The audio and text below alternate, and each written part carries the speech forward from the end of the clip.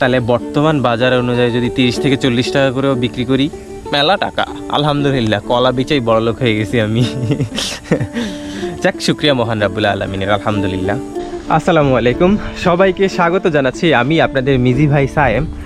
আশা করছি সবাই ভালো আছেন। আলহামদুলিল্লাহ, আমিও ভালো আছি।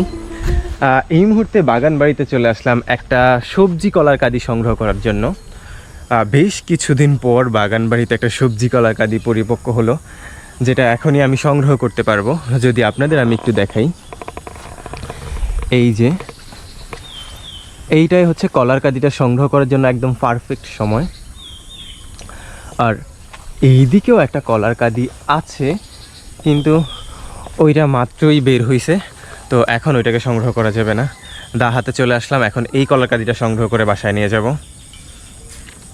ওকে, তাহলে বিসমিল্লাহ বলেই হাতিয়ারটা চালানো যাক।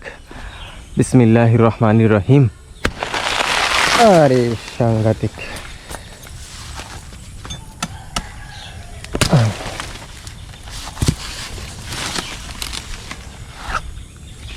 শুকরিয়া মহান রাব্বুল আলামিনের, কলার কাঁদিটা একদমই পরিপক্ক।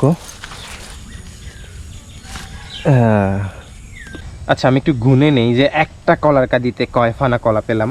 1টা 2টা 3টা 4টা 5টা, ছোট বড় মিলিয়ে মোট এই কাঁদিতে হচ্ছে 6টা ফানা। আর একটা ফানায় হচ্ছে কলা 1 2 হালি 2টা করে। তাহলে বর্তমান বাজার অনুযায়ী যদি 30 থেকে 40 টাকা করেও বিক্রি করি, মেলা টাকা। আলহামদুলিল্লাহ, কলা বেচেই বড়লোক হয়ে গেছি আমি।